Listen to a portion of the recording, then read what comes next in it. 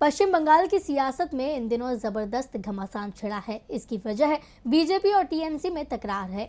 जहां कानून व्यवस्था के मुद्दे पर लगातार बीजेपी सत्तारूढ़ पार्टी को आड़े हाथों ले रही है, तो वहीं टीएमसी भी पलटवार करने से नहीं चूक रही है। लेकिन ये कानूनी लड़ाई अब पढ़ाई तक आ पहुंची है।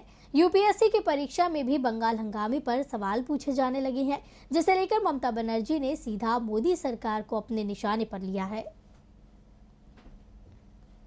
पश्चिम बंगाल विधानसभा चुनाव को खत्म हुए करीब 4 महीने बीत चुके हैं, लेकिन अब तक हंगामे पर छिड़ा बवाल शांत होने का नाम नहीं ले रहा है। बीजेपी तो सड़क से लेकर सदन तक लगातार हंगामे के बहाने सरकार पर बरस रही है, लेकिन अब तो यूनियन पब्लिक सर्विस कमीशन यानी यूपीएससी की परीक्षा में भी हंगामे पर सवाल पूछे जाने लगे हैं। इसे लेकर मुख्यमंत्री ममता बनर्जी मोदी सरकार पर भड़क उठी हैं।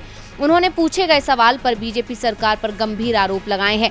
ममता ने कहा कि बीजेपी यूपीएससी जैसी संस्थाओं को बर्बाद कर रही है। दरअसल 8 अगस्त को यूपीएससी के तहत होने वाली सशस्त्र पुलिस बलों की परीक्षा में बंगाल में चुनावी हंगामे को लेकर सवाल किया गया था। परीक्षा में एक सवाल किया गया था कि बंगाल चुनाव हंगामे पर करीब 200 शब्दों में प्रतिवेदन लिखिए। इस सवाल पर ममता बनर्जी ने कहा कि कभी संघ लोक सेवा आयोग निष्पक्ष हुआ करता था, अब इसके प्रश्न पत्रों में बीजेपी सवाल दे रही है।